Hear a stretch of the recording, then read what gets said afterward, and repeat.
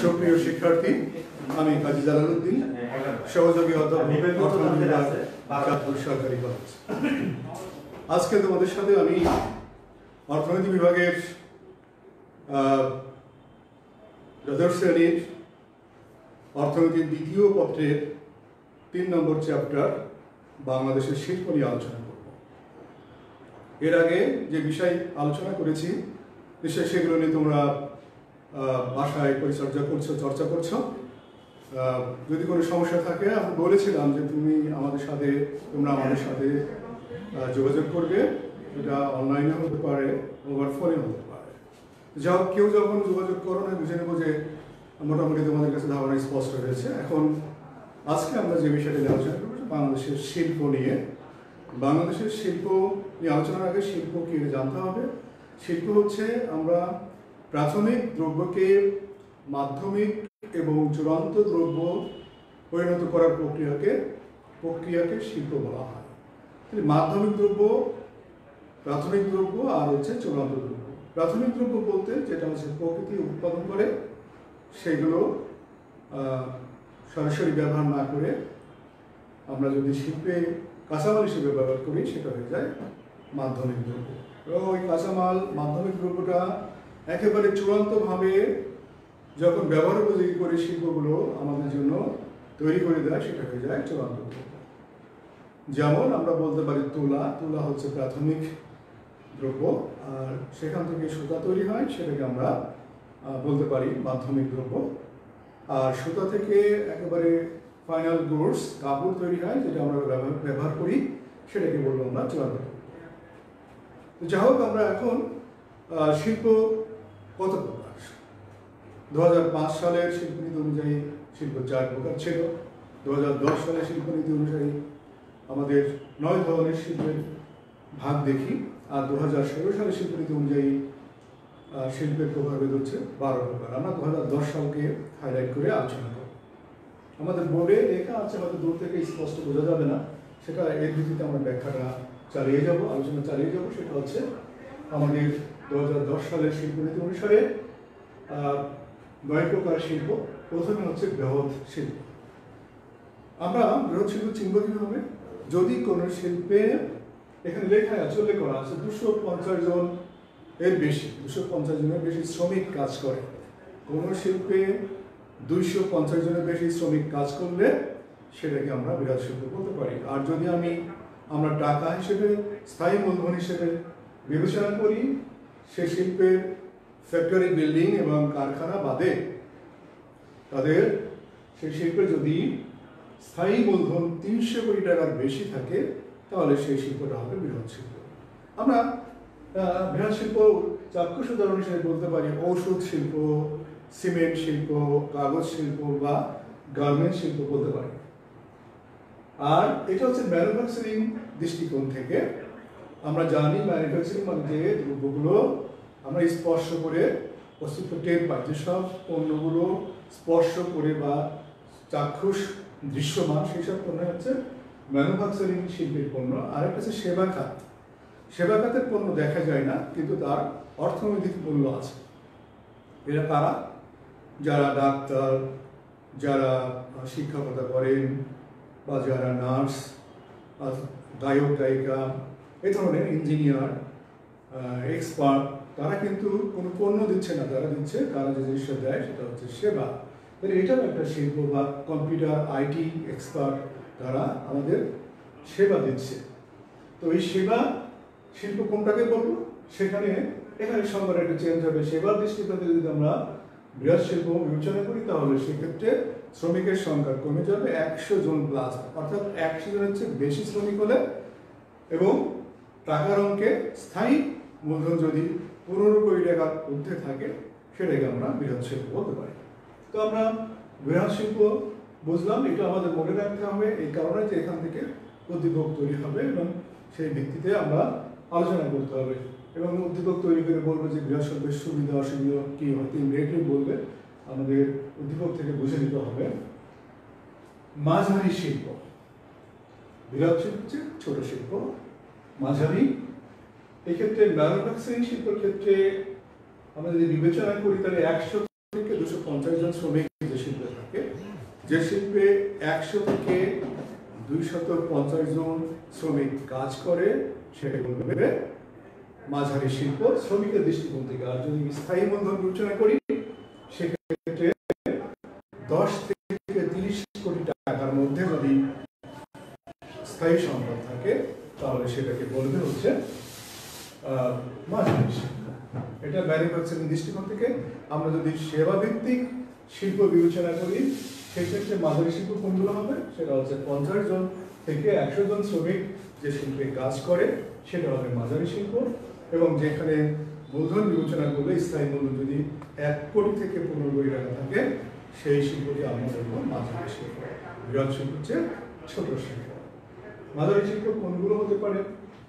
আমরা বিবেচনা করলে বলতে পারি সাবান শিল্প, সাবান শিল্পের মাঝারি শিল্প, কলম শিল্পকে বলতে পারি মাঝারি শিল্প, মোটামুটি এগুলো। আর এরপরে যে শ্রেণী আসছে সেটা হচ্ছে ক্ষুদ্র শিল্প। ক্ষুদ্র শিল্পের লেবার বা শ্রমিকের দৃষ্টিকোণ থেকে 25 থেকে 99 জন শ্রমিক যে শিল্পে থাকে, সেটাকে ক্ষুদ্র শিল্প বলা হয়। আর যদি মূলধন বিবেচনা করা হয়, স্থায়ী মূলধন, সেক্ষেত্রে 50 থেকে 50 লাখ থেকে 10 কোটি টাকা যে শিল্পগুলোর মূলধন স্থায়ী মূলধন, সেক্ষেত্রে জমি এবং কারখানা ইনভেস্টমেন্ট বাদ দিয়ে স্থায়ী মূলধন যদি 50 লাখ থেকে 10 কোটি টাকা হয়, সেটা হবে ক্ষুদ্র শিল্প। ক্ষুদ্র শিল্প এটা হচ্ছে ম্যানুফ্যাকচারিং দৃষ্টিকোণ থেকে। সেবা ভিত্তিক শিল্প যদি বিবেচনা করি, তাহলে সেখানে শ্রমিক সংখ্যা 10 থেকে 25 জন এবং এখানে মূলধন স্থায়ী মূলধন হবে 50 লাখ থেকে 1 কোটি টাকা। তাহলে ক্ষুদ্র শিল্প আমরা বুঝলাম। এখন আসি আমরা ক্ষুদ্র হচ্ছে ছোট একটা শিল্প আছে মাইক্রো শিল্প, যেটা আমরা ধুলাইখালে, বাংলাদেশের ধুলাইখালে যে শিল্পগুলো গড়ে উঠছে, এগুলোকে মাইক্রো শিল্প বলবো। এখানে 10 থেকে 24 জন শ্রমিক কাজ করে। আর ইনভেস্টমেন্ট এখানে 5 লাখ থেকে 50 লাখ।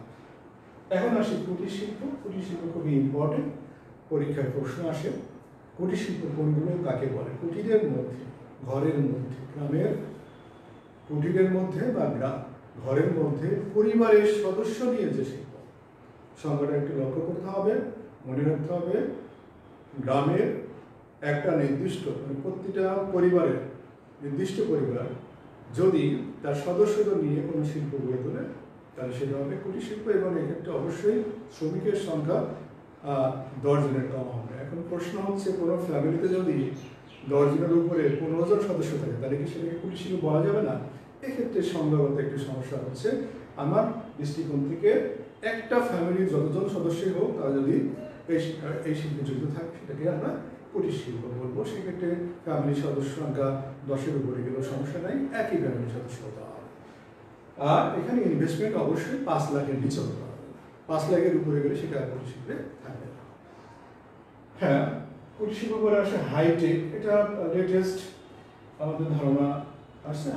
হাইটেক হচ্ছে অত্যাধুনিক যন্ত্রপাতি, যেখানে লেবার বেস না, লেবারের পরিমাণ কম, হাইলি খুবই ইনোভেটিভ যন্ত্রপাতি নিয়ে সুসজ্জিত আধুনিক যে শিল্প, সেটাকে বলে হাইটেক শিল্প। উদাহরণস্বরূপ গাড়ি শিল্প, ইলেকট্রনিক পণ্য উৎপাদনের শিল্প। বাংলাদেশের ক্ষেত্রে কোনটাকে আমরা বলি? বাংলাদেশে আমরা জানি বিখ্যাত, সম্প্রতি আমাদের দেশ ছড়িয়ে বিদেশেও চলে গেছে সোনা, সেটা হচ্ছে ওয়ালটন, গাজীপুরের কারখানা।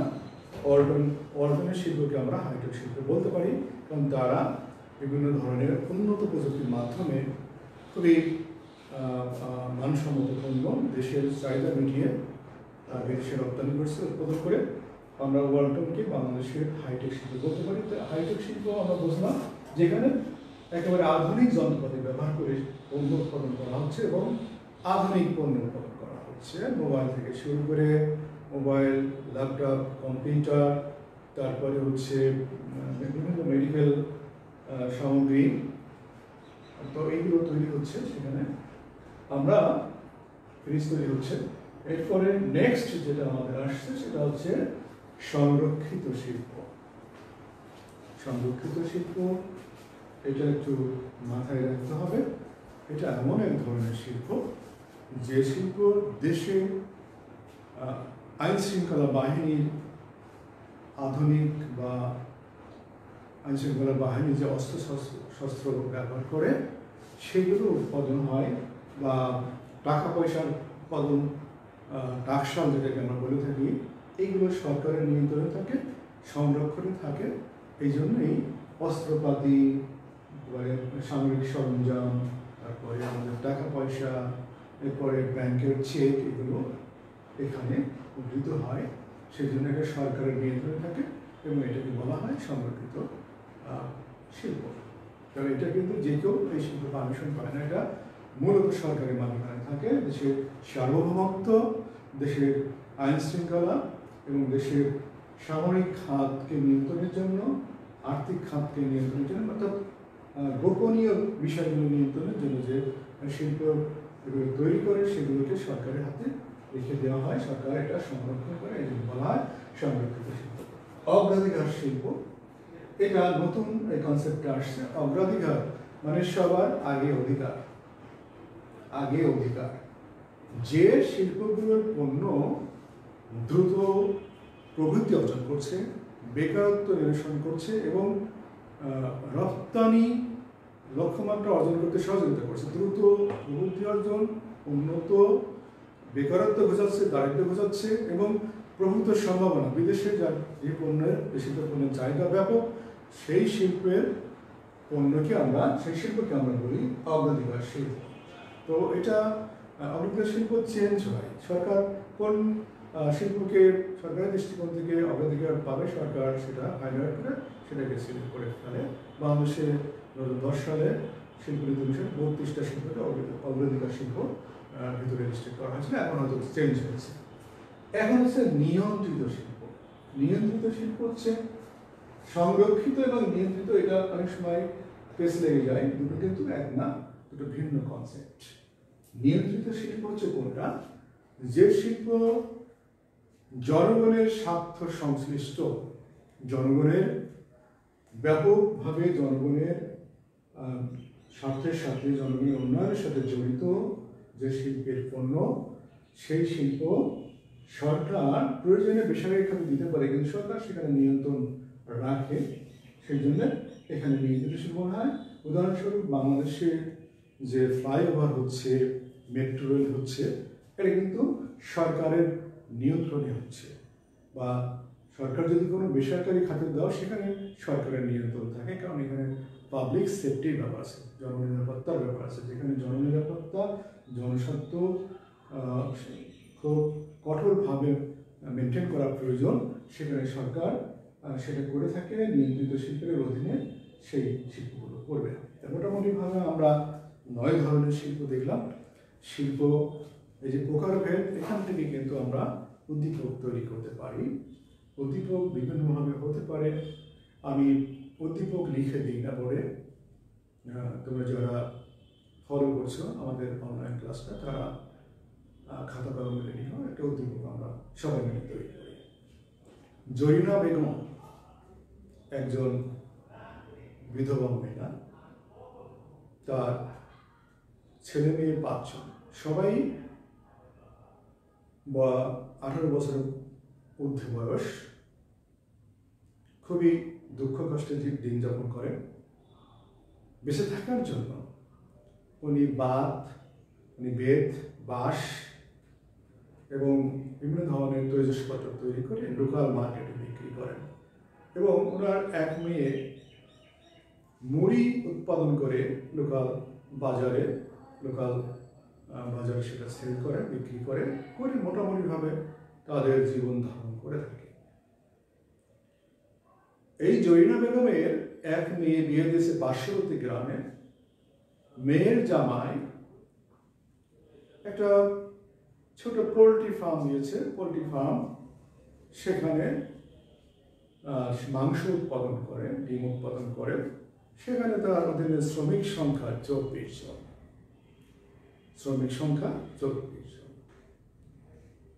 উদ্দীপক এখানে শেষ। এখন আমাদের প্রশ্ন আসতে হবে। প্রশ্ন হচ্ছে, প্রথম প্রশ্ন, শিল্প কাকে বলে? প্রথম প্রশ্ন, শিল্প কাকে বলে? গ্রামে দ্বিতীয় প্রশ্ন, জ্ঞানমূলক প্রশ্ন হলো অনুধাবনমূলক প্রশ্ন। খ নম্বর, গ্রামে একজন পরিবারের 8 জন সদস্য, তিনি ছোটখাটো একটা শিল্প গড়ে তুললেন পরিবারের সদস্য নিয়ে। এই শিল্পের নাম কি? এরপরে তাহলে কি হলো? জ্ঞান, অনুধাবন, এবার হচ্ছে প্রয়োগ। প্রয়োগের ক্ষেত্রে আমি যেটা বলবো, জরিনা বেগমের যে শিল্পটা গড়ে তুলেছে তার ঘরের মধ্যে নাম কি, এবং এই শিল্প সম্বন্ধে ব্যাখ্যা। ঘ নম্বর প্রশ্ন, উচ্চতার দক্ষতা। সেখানে জরিনা বেগমের মেয়ের জামাই, একজন মেয়েকে বিয়ে দিয়েছে, মেয়ের জামাইয়ের শিল্পটা কোন প্রকৃতির শিল্প? জরিনা বেগমের শিল্প এবং তার মেয়ের জামাইয়ের শিল্পের মধ্যে তুলনামূলক পার্থক্য কর, উদ্দীপকের আলোকে। তাহলে আমরা মোটামুটি উদ্দীপকটা বুঝতে পেরেছি এবং প্রশ্নগুলো বুঝতে পেরেছি। আবার রিপিট করি যদি, তাহলে বলতে পারি জরিনা বেগম একজন দুস্থ মহিলা, তার 5 জন ছেলে মেয়ে আছে। তার গৃহে বেত, বাঁশ এবং বিভিন্ন তৈজসপত্র তৈরি করে লোকাল মার্কেটে বিক্রি করে। তার এক মেয়ে মুড়ি উৎপাদন করে সেটাও লোকাল মার্কেটে বিক্রি করেন। মোটামুটিভাবে তার পরিবারের সদস্য নিয়ে এগুলো করে থাকেন। তার এক মেয়ে বিয়ে দিয়েছেন পার্শ্ববর্তী গ্রামে। মেয়ের জামাই 20 জন শ্রমিক নিয়ে একটা পোল্ট্রি ফার্ম দিয়েছে, সেখানে সে মাংস এবং বিভিন্ন প্রশ্ন ছিল শিল্প কাকে বলে। তারপরে একজন ব্যক্তি পরিবারের সদস্য সংখ্যা 8 জন, তাদের নিয়ে একটা শিল্প করেছে, সেই শিল্পকে কি শিল্প বলা হয়। তারপরে উদ্যোগে আমরা বলেছি জরিনা বেগমের শিল্পটা কোন শিল্পের ভিতরে পড়বে এবং সেই শিল্প সম্বন্ধে একটু ব্যাখ্যা করতে হবে। তারপরে বলেছি উচ্চতা দক্ষতা। ঘ নম্বর প্রশ্ন, সেটা হচ্ছে জরিনা বেগমের মেয়ের জামাই যে শিল্প দিচ্ছে সেই শিল্পের প্রকৃতি নিয়ে বিশ্লেষণ করো, এবং তার মেয়ের জামাইয়ের শিল্পের সাথে জরিনা বেগমের শিল্পের কি মৌলিক পার্থক্য তুলনামূলক বিশ্লেষণ করো। আমরা উদ্দীপক এখানে এটা শেষ করলাম। এখন আমরা যেটা বলতে আলোচনা করতে চাই সেটা হচ্ছে কুটির শিল্প। আমরা অনেক সময় পরীক্ষায় এটা নিয়ে আলোচনা করব, বাংলাদেশের কুটির শিল্পের সমস্যা কি এবং তার সমাধান কি। মোটামুটি কয়েকটা পয়েন্ট আলোচনা করে দিলে হয়ে যায়। প্রথম সমস্যা হচ্ছে শিক্ষার, যে কুটির শিল্পে যারা গ্রামের সুস্থ পরিবারে বেশিরভাগ কুটির শিল্পে জড়িত, তাদের ভিতরে শিক্ষার প্রচলনটা কম, যার কারণে তারা আধুনিক বিদ্যার প্রয়োগ, আধুনিক কলাকৌশল প্রয়োগ করে উন্নত মানের পণ্য উৎপাদন করতে পারে না। এটা হচ্ছে মূলধনের অভাব। কুটির শিল্পের সাধারণত আমি বলেছি যে এটা দুস্থ পরিবারের লোকগুলি বেশি জড়িত থাকে, তাদের আর্থিক উৎসটা খুব কম এবং আর্থিক দিকটা খুব শক্তিশালী না, ফলে তারা ঋণগ্রস্ত হয়ে যায় এবং দেখা যায় উৎপাদন বন্ধ করতে বাধ্য হয়।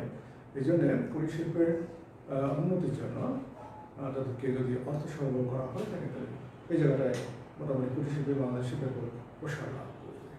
আর্থিক ব্যাপারটা মূলধনের অভাব। এরপরে হচ্ছে নিরাপত্তার অভাব। অনেক সময় দেখা যায় কুটির শিল্পে জড়িত মানুষরা তার পণ্য জন্য নিরাপত্তা পাচ্ছে না। গ্রামের ঘাটে ছেলেরা ডিস্টার্ব করছে, জাতবাজি করছে, এগুলো কুটির শিল্পের জন্য ক্ষতি।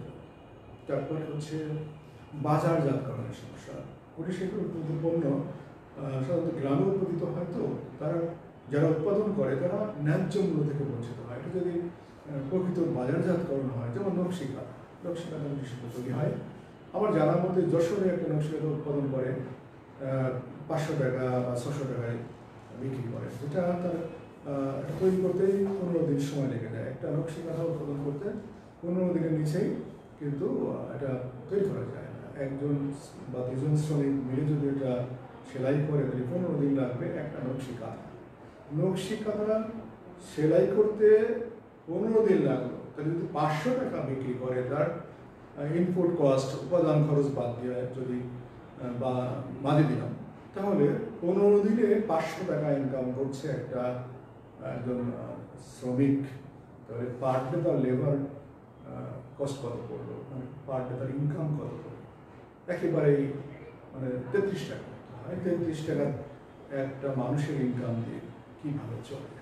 সেজন্য এই যে প্রকৃত মূল্য, ওই খাতা যদি প্রকৃত বাজারজাতকরণ করা হতো তাহলে 500 টাকা না, ওটা 5000 টাকা পর্যন্ত বিক্রি হতে পারে। কারণ এটা খুবই সুন্দর একটা পণ্য, এবং তাই হয় আমরা শোরুমগুলো দেখেছি যে এই পণ্যগুলো 5,000 টাকা রয়েছে।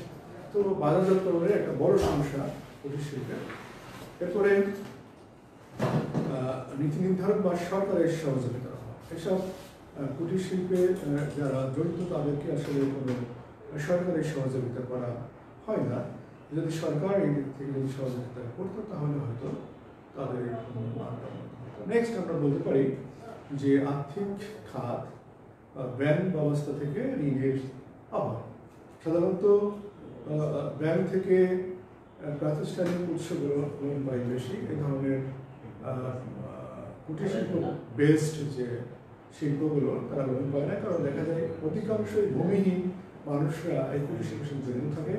তাদের জামানত রাখার মতো কোনো সম্পদ থাকে না, বিধায় আর্থিক প্রতিষ্ঠান থেকে তারা লোন পাওয়া থেকে বঞ্চিত হয়। তারা উচ্চ সুদের গ্রাম্য মহাজন বা এনজিও থেকে লোন নেয়, ফলে তারা আরও গরিব হয়ে যায় এবং তারা এই শিল্পটা ধরে রাখতে পারে। তো আমরা মোটামুটিভাবে কুটির শিল্পের সমস্যাগুলো দেখলাম। কুটির শিল্প এই সমস্যাগুলো যদি সমাধানের পথ খোঁজা হয়, এগুলো উল্টিয়ে দিলে সমাধানগুলো বেরিয়ে। তো আমরা কুটির শিল্পের যে কোনো প্রশ্ন আসলে তার উত্তর অবশ্যই ভালোভাবে দিতে পারবো বলে বিশ্বাস করি। সুপ্রিয় শিক্ষার্থী, এখন আমরা মোটামুটিভাবে একটা জটিল সময় পার করছি। সারা বিশ্বের মানুষ আস্তে আস্তে আমরা সেই পরিস্থিতি উত্তরণ আশা করছি। মানুষ আগের চেয়ে ঘর থেকে বের হচ্ছে। আমরা আশার বাণী শুনতে চাচ্ছি বা শুনছি যে আমাদের ভেতরে এখন কিছু কিছু অ্যান্টিবডি তৈরি হচ্ছে। হয়তো করোনা আর খুব বেশি দিন আমাদের ভেতরে প্রতিকার রূপে থাকবে না। ওষুধ ছাড়াই অ্যান্টিবডি তৈরি হয়ে হয়তো এই করোনা ঝুঁকি থেকে পুরো দেশ বা পুরো বিশ্বের মানুষ হয়তো রক্ষা পাবে, আমরা সেই আশা রাখতে পারি। যাই হোক, আমাদের পরিস্থিতি যত খারাপই হোক না কেন, ছাত্রছাত্রী হিসেবে আমাদের মূল দায়িত্ব হচ্ছে যে অবস্থায় থাকি না কেন পড়াশোনা চালিয়ে যাওয়া। আর সামনে পরীক্ষা আসবে, ছাত্রছাত্রী পাশ করতে হলে পরীক্ষা দিতে হবে এবং পরীক্ষায় পাশ করতে হবে। যা কিছু ঘটুক না কেন ওগুলো ভেবে কোনো লাভ নাই। আমাদের ছাত্রছাত্রী হিসেবে দায়িত্ব হচ্ছে স্টাডি ভালো করা এবং সামনের পরীক্ষায় ভালো করে নিজের জীবন গড়ে তোলা। খারাপ সময় চলে যাবে, আর সামনে আমরা আশার আলো দেখতে পাচ্ছি। এক সময় আমরা মুক্ত হব করোনার করার থাবা থেকে, সেই আশাবাদ ব্যক্ত করছি এবং আমার ক্লাস এখানে শেষ করছি। আশা করি নেক্সট ক্লাসে তোমরা থাকবে এবং আমি যে উদ্দীপক দিয়েছি সেখান থেকে উত্তর রেডি করবে, নিজের আলোচনা করবে। সমস্যা যদি হয় ওভার ফোন বা নেটে যোগাযোগ করবে, আমরা সবসময় আছি। আর তোমরা ভালো করো, তোমাদের পাশে আমরা শিক্ষার্থী সবাই আছি। সবাই ভালো থাকবে, ধন্যবাদ।